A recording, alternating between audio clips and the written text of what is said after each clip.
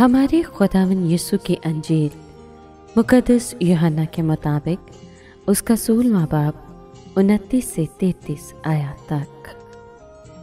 اس وقت یسوع کے شاگردوں نے اس سے کہا، دیکھ اب تو صاف صاف کہتا ہے اور تمثیل میں نہیں کہتا۔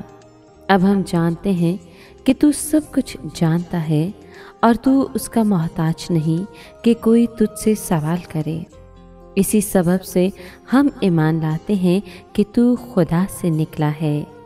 یسوع نے انہیں جواب دیا، کیا اب تم ایمان لاتے ہو؟ دیکھو وہ گھڑی آتی ہے بلکہ آ چکی ہے کہ تم سب اپنی اپنی راہ لے کر پراگندہ ہوگے اور تم مجھے اکیلا چھوڑ دو گے۔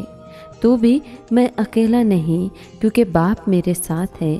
میں نے تم سے یہ باتیں اس لیے کہیں تاکہ تم مجھ میں سلامتی حاصل کرو۔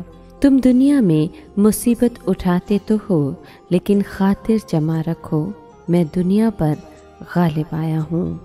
پاک کلام کے پڑھے اور سنے جانے پر خدا ان کی برکت ہو، خدا کا شکر ہو۔ عزیز دوستو، یسوع کے شاگرد خدا کی محبت کی عظمت اور یسوع کی ابدی ہستی کے قائل ہوتے جا رہے تھے۔ یسوع حقیقی خدا ہے، خدا علم و بصیر، پاک اور ابدی۔ مسیح تجسم شدہ محبت ہے۔ یہ حقیقت نہ وہ سمجھ پائے اور نہ انہیں اس کی یاد رہی، چنانچہ وہ خدا کو اس کے اصلی جوہر میں پہچان نہ پائے اور اسے باپ کہہ کر پکارا تک نہیں۔ حالانکہ یسوع نے ان کے سامنے خدا کے نئے نام اور اس کی دائمی محبت کا جامع طور پر اعلان کیا تھا۔ پاک روح نے اب تک یسوع کے رسولوں کو روشن خیالی عطا نہ کی تھی، چنانچہ انہوں نے یہ امور نظریاتی طور پر قبول کر لیے تھے، لیکن یسوع کی حقیقی فطرت کا جوہر سمجھ نہ پائے تھے۔ یسوع نے ان سے کہا، کیا تم سمجھتے ہو کہ محض عقل اور دانش کے ذریعے تم میری حقیقی شخصیت کو جان سکو گے؟ کیا ایسا علم حقیقی ایمان کی طرح ہوتا ہے؟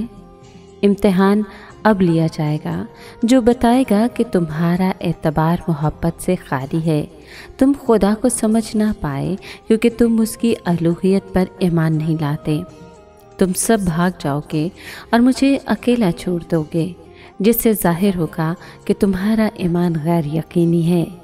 لیکن یسوع کا یہ کامل یقین ہے کہ اس کا باپ اس کے پاس موجود ہے، وہ اسے کبھی اکیلا نہیں چھوڑے گا۔ وہ کہتا ہے کہ موت کی گھڑی میں بھی میں اکیلا نہیں ہوں گا، بلکہ باپ میرے ساتھ ہوگا۔ آئیے دعا کریں۔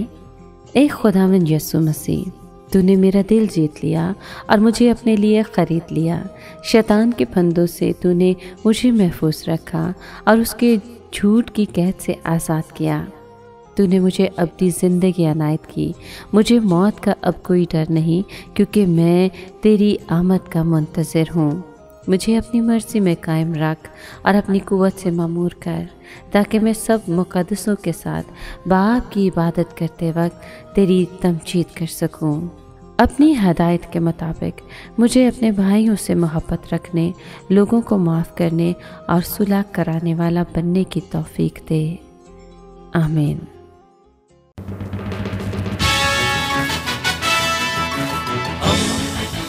دوستی کا پیمبر، ریڈیو ویریتاس ایشیا۔